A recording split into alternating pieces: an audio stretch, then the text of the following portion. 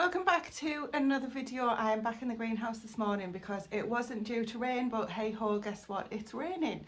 No surprise there for the northeast of England at the moment, but that's okay because what it does mean is that I'm taking cover. I mean, I'm saying it's raining, it's very, very light. It's not, you know, I could still be out there working in it, but I do need to be in here doing the tomatoes, taking all of the side shoots off, and there's a few peppers up there and quite a few actually all over that I'm going to be harvesting because there's a few different recipes that I want to try with those.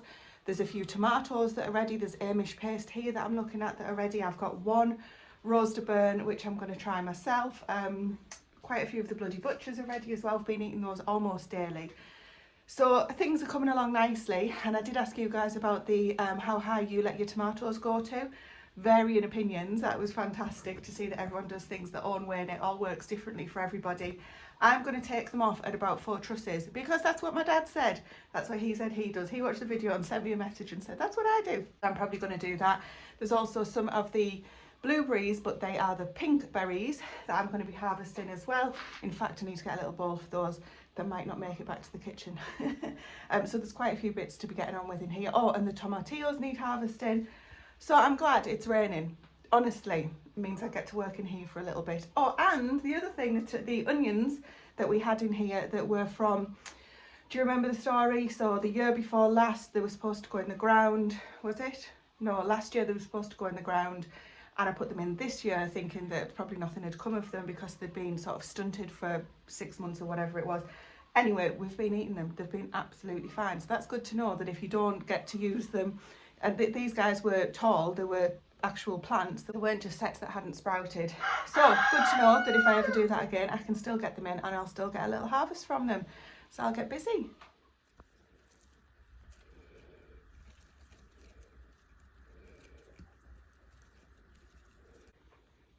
I'm starting off with these pink berries that are literally pink blueberries. They're absolutely gorgeous. They've got such a mild, light, refreshing taste. I think this variety is called Pink Lemonade. Lovely, absolutely lovely. I'm going to try and not eat them all because I'd like to take some in the house. Bless you, don't sneeze on my blueberries. Do you like them too? Oh dear, better pick them all before you eat them then. The berries are right in the tomato plant, look. They've become one. So what I'm trying to do is just go through and pick all of the more pink ones, because although the ones that are a slightly lighter colour, maybe these guys here, although they're coming off really easily when I pick them, which might indicate that they're ripe, they're not as sweet as the ones that are more pink. So the plant is literally behind this tomato plant, and they're falling off as I'm picking them. So obviously any that are falling I'm taking off as well, and the less pink ones are falling off, so they're probably ready. But I am going to try and leave some on the plant so that they do get that more pink blush and become even sweeter. They've got much more of a mild taste when they don't have the pink blush, almost that some of them have got very little taste at all. Not in a bad way, they taste really nice still, but they've got a much nicer sort of refreshing taste when they've got the pink blush. Now, when I'm sat here, I'll show you these Amish paste in just a second. I put these berry bushes just at kind of out of the way in the winter before we got these tomatoes in, and didn't think they'd come to anything because these bushes were actually some of the ones that we took out when we were doing the extension on the vegetable plot. They were kind of right where the trees were, and obviously these were some of the things that we tried to rescue. And we said they've never really produced very well outside at all here in the northeast of England. We didn't expect much in the greenhouse, but my goodness me, that's all it's taken to give us a really good harvest. I know some people, my parents get some really good blueberries in the area that they grow in at home, but it's a really sort of sheltered sunny spot just down the road from us, so it's still in the northeast. But here where these blueberries were outside wasn't as sheltered as that, probably wasn't as sunny as that, to be fair. So I think growing them in the greenhouse for us next year, they're going to need a pride of place instead of being shoved in the corner. They do get quite large and take up quite a bit of space, so we'll have to figure something out there. But I'm thrilled with these, and I'll also try and look into propagating some of them as well, because these are really different, really nice. Now on the bottom of this plant, you've already seen the Amish paste. I've just given you an overview when I was talking, but look at that. That is heavy. That is absolutely fantastic. So I am going to go around and pick these. This is ready. This needs to be picked today. It's kind of perfectly ripe for using. So I'll get all of these today. And I think what I might do is, if depending on how many I get, I might have to freeze them until I get enough to use, because really the amount of tomatoes that we've got inside this year, you know, it's just for fresh eating. I would like to get some in the freezer for over winter, but I don't know, I'll have a think while I'm doing this. There we go. All the ones that are slightly less ripe fell off while I was picking the other ones, but I am really happy with that. Small bowl, well, it's quite a large bowl actually, of pink berries. As you can see, I haven't got the tripod. Oh heck, I didn't realise there was those two. Thought I was just getting that one tomato then. Whoops, plenty more up there. Just you please. Oh, that one's just come off, fantastic. Take all three of those. I've been brave and I've taken the tops off quite a few of these. Some of them are a little bit longer than probably what I would have left them if I'd have done this earlier. Now, needless to say, you won't be surprised, it's turned into a bigger job than anticipated, because what I've decided to do is actually the tops of these guys here, I'm just not letting them go really as high as some of these guys over here, for obvious reasons, because the peppers and the shelf are above there. So I think one thing I am doing is I'm going through and taking all of the leaves off and just getting the tomatoes, etc., ready to preserve. Just having a think about next year and what's worked well and what hasn't. By no means am I ready to finish this year, but I do like to plan and start getting some notes down. So I think what I'm going to do along here next year is have all of the peppers. So I'll still have the peppers that I've got up there, which has worked really well, but obviously some of them are touching the greenhouse roof. So I'll do the smaller, more bush varieties that haven't got as tall, which are probably maybe the serranos. I'll make notes of those anyway. And then, well, that's if we actually like the serranos. And then the peppers, I'm going to do 2 or on a diagonal maybe, so like that. So I'll still get, thank you Mr. Cockerell, he agrees. So yeah, we'll get more peppers than we have tomatoes along the bottom is kind of what I'm saying, but definitely we'll do tomatoes along the back and the right hand side. Now, I don't think I'll do double tomatoes though, because if you remember, I was thinking about putting one there and one there. Excuse me, we're trying to have a chat here. And then, yeah, because I think that would have been too many is what I'm getting at. So I think just one deep is sufficient from a tomato point of view. But the other thing I'm thinking about, can't have a moment's peace. The other thing I'm thinking about is what to put in here for winter. So please let me know what you've successfully overwintered and grown, because obviously I did the onions and that's worked out okay, but I feel like it's a waste because they do so well outside. But what could I put in here over winter? You know, lettuce, things like that, okay, but is there anything else a little bit different? Other things I'm thinking about next year as well. I'm already getting excited about next year. I'm going to grab some of these peppers next, the ones that are really, really red rather than halfy half, and get those tidied up. I've also decided I'm going to pull all of these onions out of here as well, just because these ones are, I think they might even be spring onions, but they're definitely not growing.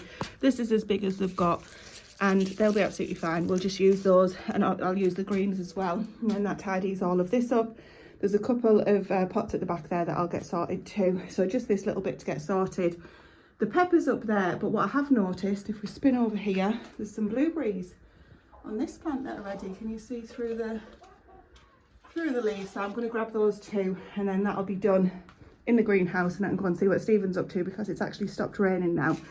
So he's out there. It's turned into a wheelbarrow job for me in here, and then I think he's starting to get some of the winter logs ready. Even though we've got plenty of logs at the moment, there's more that he's moving or chopping up today, so we'll go and catch up with him shortly. What are we, Rodney? The berries have gone.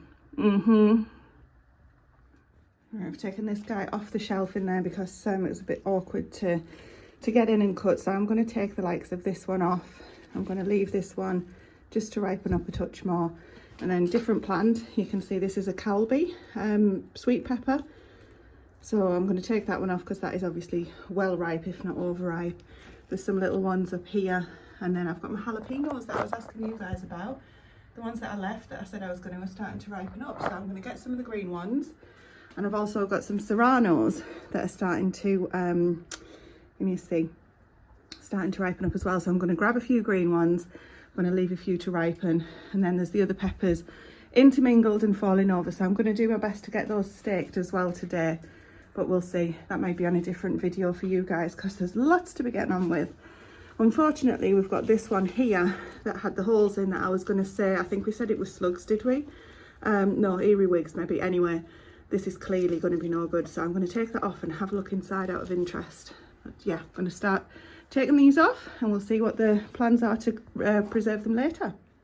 Well, I think I'm going to need a bigger boat again. So I've got all of the main ones off from the plants in here. There's some that look red still, but they are not totally ripe. And I'm leaving these couple of jalapenos to go red.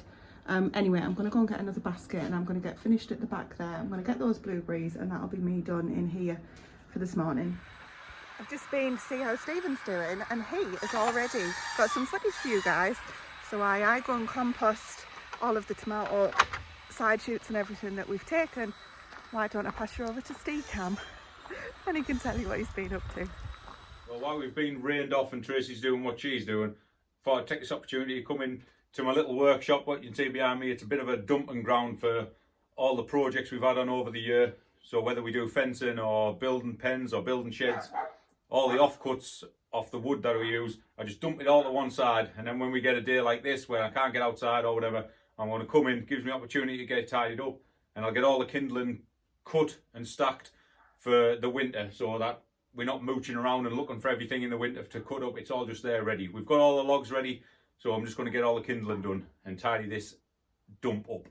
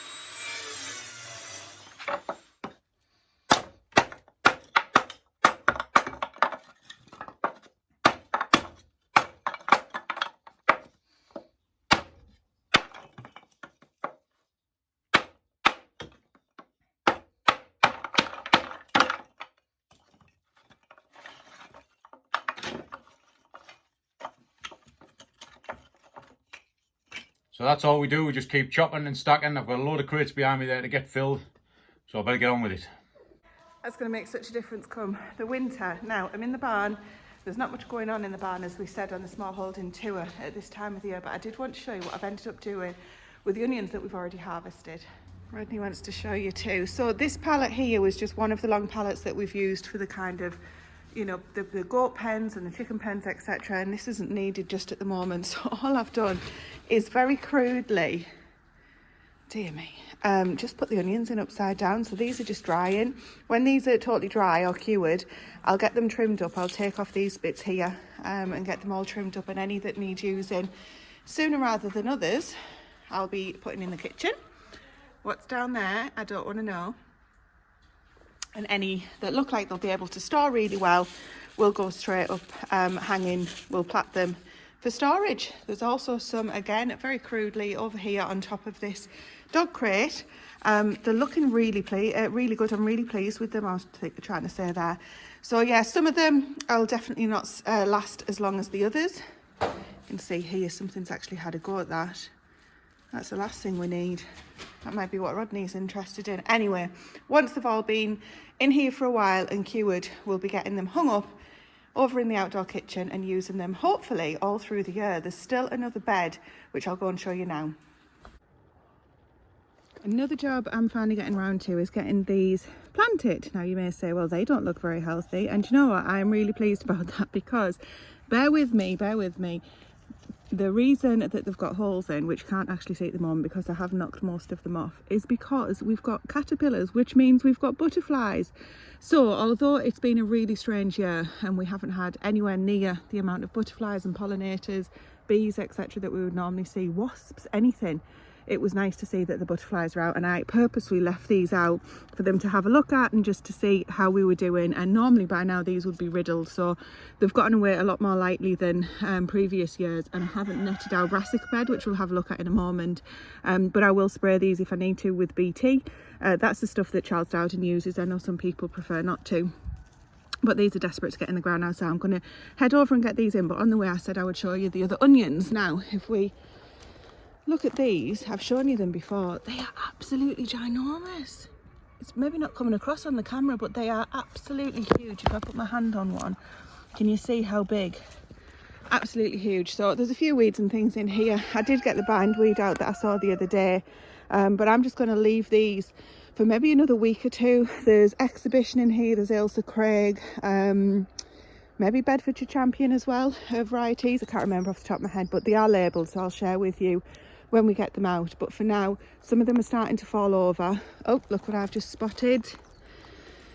Bloomin' dreaded bindweed. God, I tell you what, it's vicious stuff, isn't it? So I'm going to get that out before I go and get those plants in that I've just shown you. That's literally come from nowhere. Horrible stuff. Anyway, thank you for the tip on the marigolds. Somebody said about planting marigolds near bindweed. I know some people will say that probably won't work, but we'll try anything, won't we? So I am going to obviously get that bindweed out. Let me come around here, briefly show you these rocking core beans. These are the ones that I did successfully grow from seed. They are looking bedraggled, but we will still get a meal from them, hopefully. So there's one here that's a bit fatter, if you can see. I'm hoping to keep my own seeds from these because I do like this variety, could do the water. But the other thing I wanted to mention is we have shallots here. Oh heck, there's one gone. I'll get that out.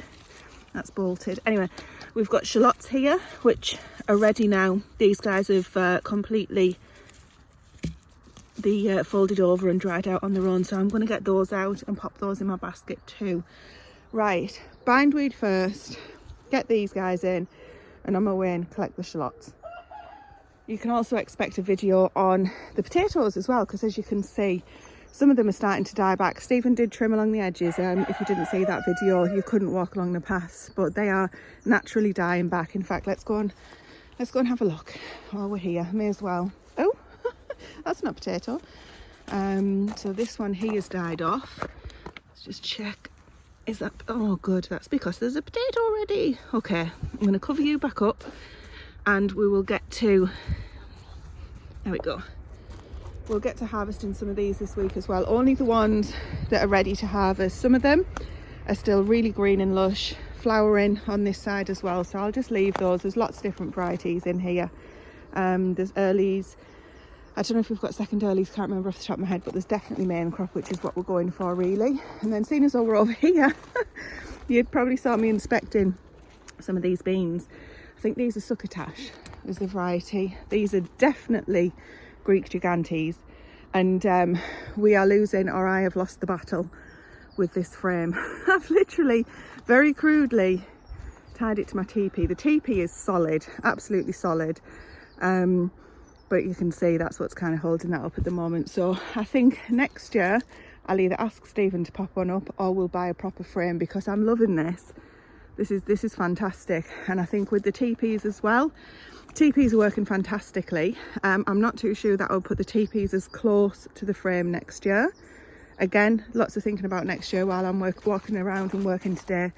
Look, we've got some squash coming along, different varieties. There's Geet and possibly Blue Hubbard, can't remember. We'll do all of the varieties when we harvest them, but what I'm going to do is probably put something underneath the squash. We have had trouble in the past with rodents that eating the squash. Obviously living on a farm, you know, in the countryside, there's food all over the place for them, so we always have problems with rodents. That's just the way it is. And there was one here that I wanted to show you. Look, it's already starting. They can have that one. That's why I've left it there, because I don't want them to have, I'll whisk this so they don't hear, this one. I'm just going to take that flower off there so it doesn't rot. How cool is that? Another one down there. Yeah, I love growing winter squash. And then there's all kinds of different varieties of beans. I mean, I've lost the battle now in terms of, you know, this will tell me what it's going to do now. I've got no say in what happens here. I know Ali commented that quickly get the beans sorted because they'll just grab onto anything. Well, that's where we are now. I mean, literally, look at the difference in height. I'm here. That's what. I mean, I'm useless at stuff like that, but 8 foot, 9 foot? It's a lot taller than me. It's a lot taller than Stephen, and he's 6 foot, whatever. So yeah. But on the Greek Gigante side, they are going much better than on the succotash side.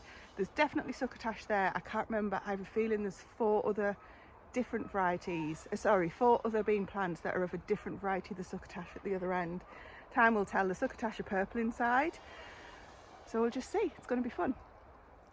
Bloody horrible stuff, isn't it?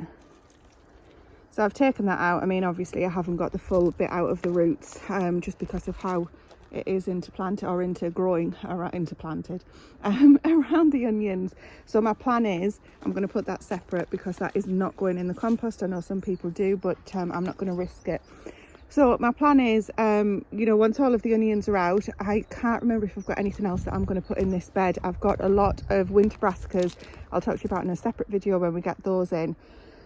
There's all sorts. Anyway, I'll talk about that separately, as I say. So if I don't use this bed, my plan is just to leave it, let the weeds grow, and just manually pick them all out. When the bindweed comes through, scoop it out with the compost as well, get it in a bag, and I'm just going to literally put it in the household waste bin.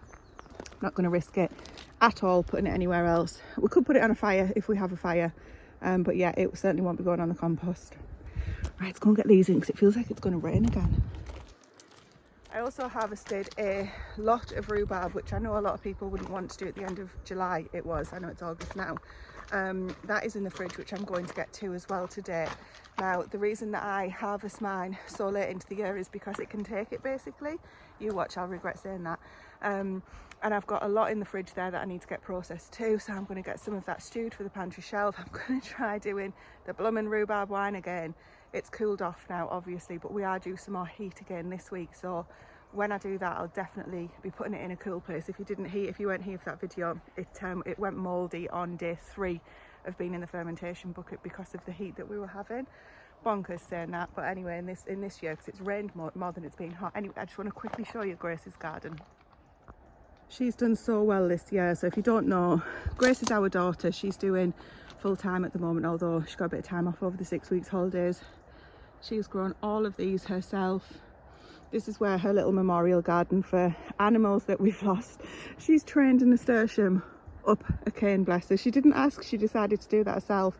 Good on you. It's all about experience, isn't it, and learning. And then over here we've got the crazy comfrey corner. This is not the self-seeding variety, so this is, I think it's called Bocking 14, and I'm literally letting this go crazy. Well, one, because usually you don't have a say in the matter, but 2, because look, there's bees. Can't catch them on the camera, but yeah, bees, thank goodness me. Where would we be without the bees? So yeah, that's the comfrey, leaving that because the bees do love that. But I just wanted to show you how well this is doing. She put these poppies in from seed, nasturtiums, and there's actually a cherry tree in the back there.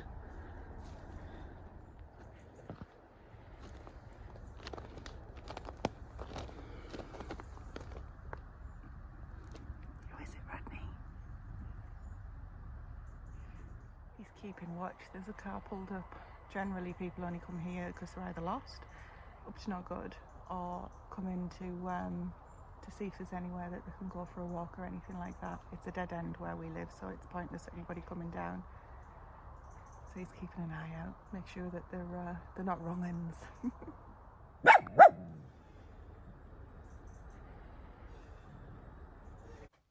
Well, after a couple of hours of chopping and so on, we've ended up with 14 trays stacked full of nice dry kindling.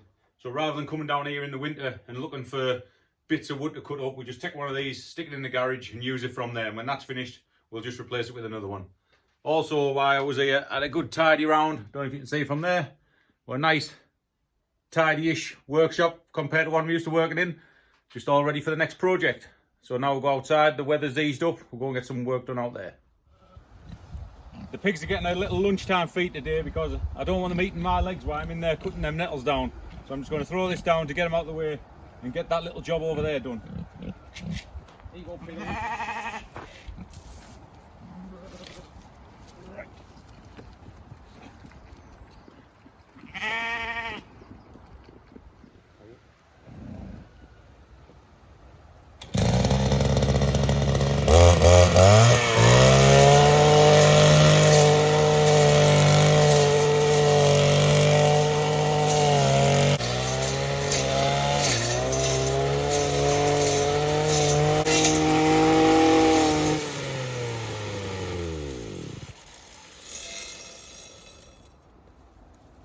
Just like that.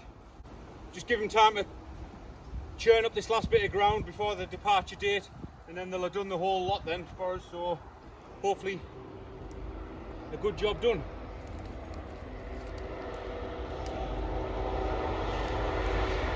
Little down my legs. Another daft little job that we keep putting off is tidying up around the place. Like I said before, we need to get tidied up at different sections. We have done a lot. But we have a bonfire night in November for Guy Fawkes, so just going to take all this scrap wood and rubbish down to the field, and then we just stack it, and then we have a good bonfire on Guy Fawkes night.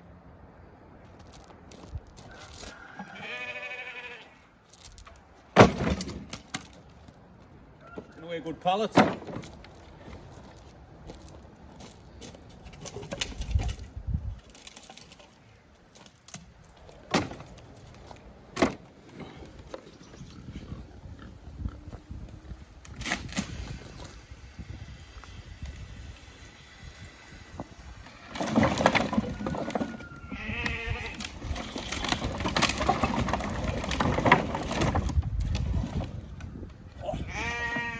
Be 10 foot high by November.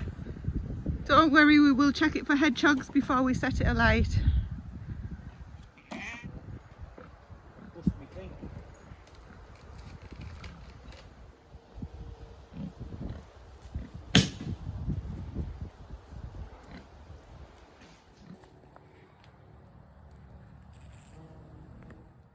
Well, we're a couple of days later and I didn't want to leave without showing you this, which is exactly what I did with all of those chilies and peppers that we picked from the greenhouse. There's a couple left, as you can see here, but this is cowboy candy. Have you ever heard of it? If not, I think it's called candied jalapenos as well.